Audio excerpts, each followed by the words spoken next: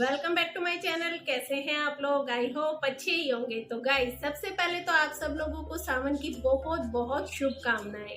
और मैं आपको बता दूं कि इस साल का जो सावन है वो 1 महीने का नहीं है बल्कि पूरे 2 महीने का है।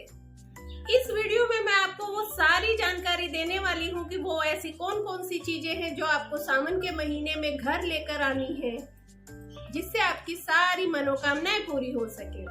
इस साल का जो सावन है वो बहुत ही अद्भुत सावन है। इस साल अगर आप थोड़ा सा भी प्रयास करेंगे तो हमारे भोले यानी कि हमारे महादेव आपकी सारी मनोकामनाएं पूरी कर देंगे और आपकी झोली खुशियों से भर देंगे। लेकिन उससे पहले मुझे एक बात कहनी है, अगर आपने वीडियो को लाइक नहीं किया है तो प्लीज लाइक जरूर कर दीजिएगा, और अगर आपने चैनल पर नए हैं तो सब्सक्राइब भी कर लीजिएगा और बेल आइकन को भी प्रेस कर दीजिएगा ताकि मेरी आगे आने वाली नई वीडियोस के नोटिफिकेशन आपके पास सबसे पहले पहुंच सके।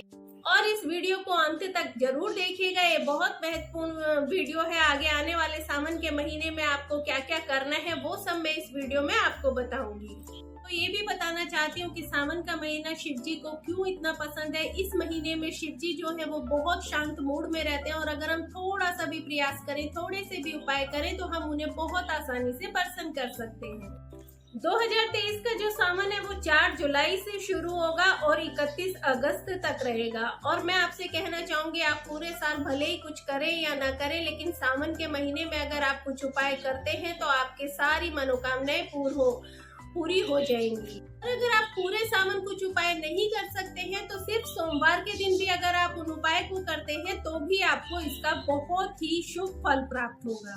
साथ ही मैं आपको बता दूं कि इस साल जो सावन के सोमवार है वो 8 सोमवार पड़ेंगे और पहला सोमवार 10 जुलाई को पड़ेगा और उसी दिन अष्टमी भी पड़ रही है। तो ये बहुत ही संयोग भरा दिन है। और दूसरा सोमवार 17 जुलाई को पड़ेगा, तीसरा 24 जुलाई को पड़ेगा और चौथा सोमवार 31 जुलाई को पड़ेगा। छठा 14 अगस्त को पड़ेगा और 7वां 21 अगस्त को पड़ेगा, 22 अगस्त को पड़ेगा। ये तो हुए महादेव जी के दिन। और इसके साथ ही आप पार्वती जी को प्रसन्न करने के लिए मंगला गौरी का व्रत भी कर सकते हैं। मंगला गौरी का जो व्रत है वो पहला 4 जुलाई को है। पहले मैं महिलाओं से ये कहना चाहूंगी कि आप सावन के चाहे तो 2 व्रत भी कर सकते हैं, यानी कि पहला और आखिरी व्रत भी कर सकते हैं। 4 व्रत कर सकते हैं, शुरू के 2 व्रत करें और लास्ट के 2 कर सकते हैं, और आप चाहे तो 8 व्रत भी कर सकते हैं। जैसी आपकी इच्छा हो, जैसे आपके शरीर की सामर्थ्य हो, जैसा आप कर सकते हैं। पहले अपना शारीरिक बल देखें कि आप कितना कर सकते हैं, आप उतने ही आपको व्रत रखने चाहिए। लेकिन अगर आप व्रत नहीं भी रख सकते हैं और नहीं रखना चाहते हैं तो भी अगर आप सोमवार के दिन भी अगर सिर्फ भोले बाबा की पूजा करते हैं तो वो बहुत जल्दी प्रसन्न हो जाएंगे और आपकी सारी मनोकामनाएं पूर्ण हो जाएंगी। तो आइए अब जान लेते हैं कि सावन में वो कौन कौन से 7 कार्य हैं जो कि सुहागन महिलाओं को जरूर करने चाहिए ताकि उनके परिवार की उन्नति हो, पति की आयु लंबी हो और उनका घर खुशियों से भरा रहे।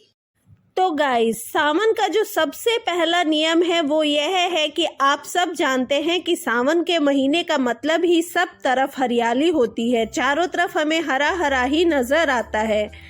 तो सावन के जो व्रत किए जाएंगे उसमें आप हरे रंग के वस्त्र जरूर धारण करें। आप चाहे साड़ी पहने, सूट पहने, चाहे हरे रंग की चुनरी लें, लेकिन हरा रंग जरूर होना चाहिए।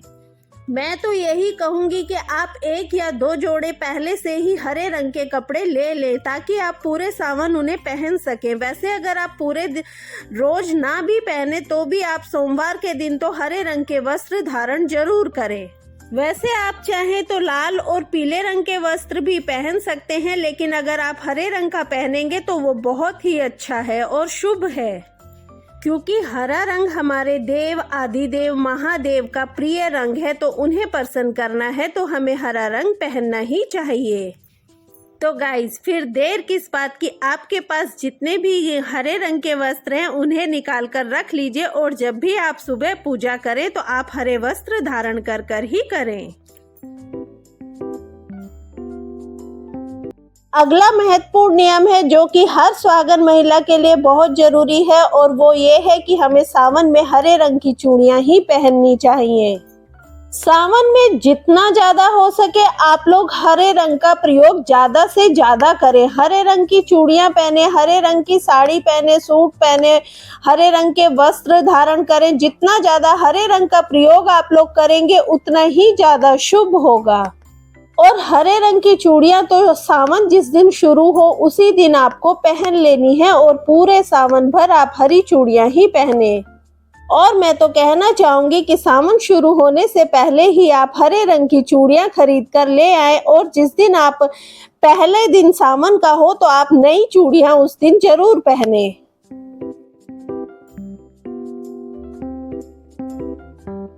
नॉर्मली जब हम लोग सुबह पूजा करते हैं तो हम स्नान करते हैं और कंघी करके और सिंदूर लगाकर पूजा कर लेते हैं।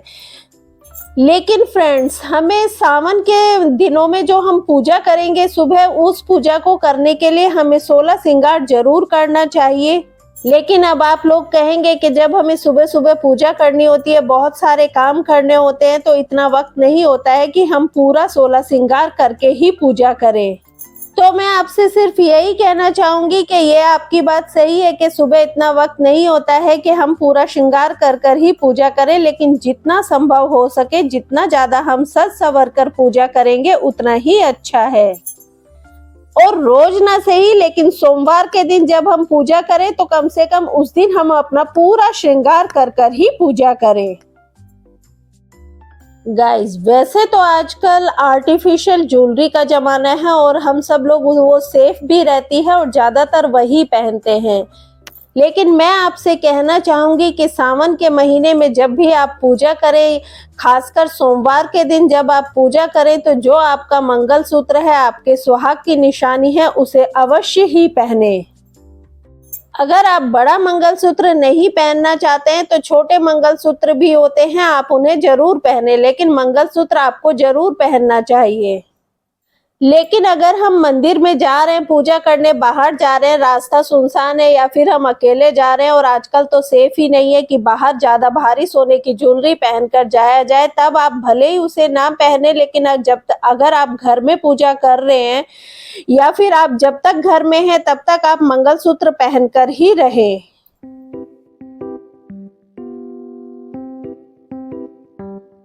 तो एक महत्वपूर्ण काम और हमें करना है सावन से पहले, वो यह है कि हमें एक नया पैकेट सिंदूर का खरीदना है। और जब सावन शुरू हो जाएगा तो उस सिंदूर को हमें माता पार्वती को अर्पित करना है और उसके बाद उसे अपनी सिंदूरदानी या सिंदूरा में उसे भर कर रखना है और फिर यही सिंदूर आपको पूरे सावन भर लगाना है। खासकर जब आप सोमवार को शिव जी की पूजा करेंगी तो आप इस सिंदूर को लगाकर ही पूजा करें। ऐसा करना बहुत शुभ होता है और इससे भोलेनाथ भी प्रसन्न होते हैं और माता पार्वती भी प्रसन्न होती है। ऐसा करने से सौभाग्य में वृद्धि होती है। तो आप लोग जरूर इस बात का ध्यान रखें कि नया सिंदूर लाएं और उसे माता पार्वती को अर्पित करने के बाद उसे पूरे सावन भर लगाएं। अगला नियम जिस चीज से संबंध रखता है वो बहुत ही महत्वपूर्ण है और वो है पायल। आप सभी जानते हैं कि पायल सभी देवियों को, माता लक्ष्मी हो चाहे माता पार्वती हो, सबको बहुत ही प्रिय है। तो मैं आपसे सिर्फ यही कहना चाहूंगी कि आप वैसे भले ही पायल ना पहनते हो तो लेकिन सावन के महीने में आप पायल जरूर पहने। अब बहुत से लोग ऐसे हैं जो कि वर्किंग होते हैं और बाहर काम पर जाते हैं, तो वो ज्यादा भारी पायल नहीं पहन सकते हैं या ज्यादा बजने वाली पायल नहीं पहन सकते हैं। तो इस तरह के लोगों को बहुत ही हल्की और बिना घुंघरू वाली, जो ना बजे, इस तरह की पायल पहन लेनी चाहिए। लेकिन आपको सावन के महीने में पायल जरूर पहननी चाहिए और उसे पहनकर ही पूजा करनी चाहिए।